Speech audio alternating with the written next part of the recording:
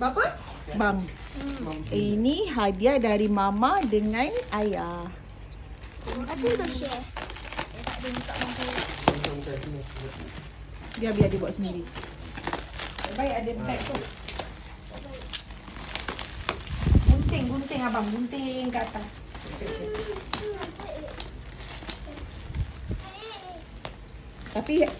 Tapi kena share tau. Okey. Nak beli semua. Ya. Chen nak juga Chen. Chen minta nan Omar lah Chen.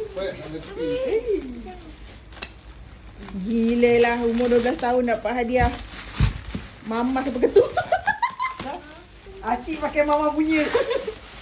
Berat pun berat lah. Slow-slow. Gunting lah gunting. Itu bag dia. Kakak buka bag dia. Gunting habiskan abang. Habiskan gunting. Slow. Okay, baik slow.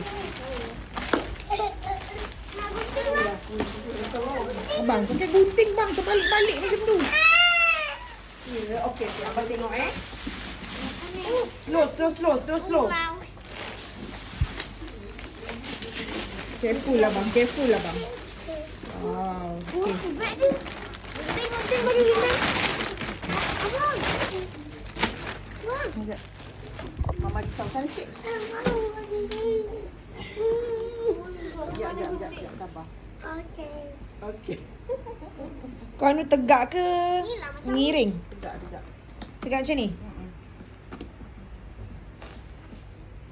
Sekejap. Biar abang yang buka. Biar abang buka kakak. Kakak pasang sikit.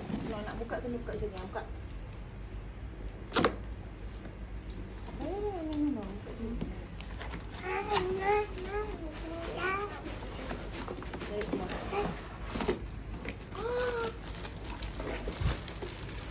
Careful lah. Oh, very small one. Put here. Here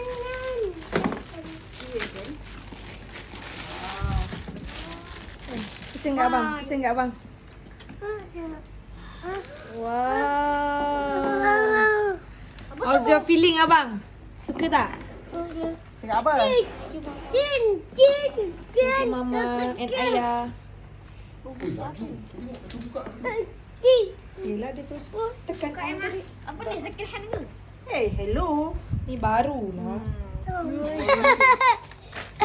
Dia bagi bag ke? Tengok kakak bag ke? Continue.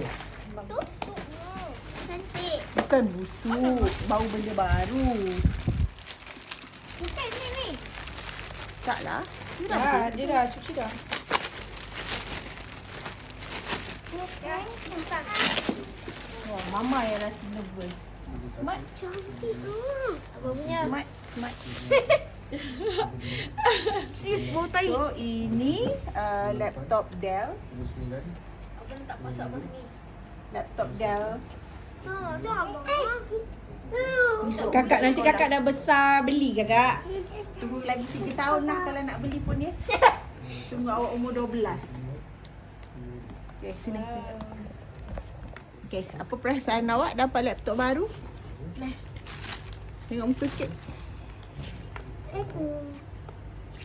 Cakap apa? Thank you mama. Ayah. Sebenarnya ini ada duit awak juga ni, mama ambil. Di simpanan awak. Okay.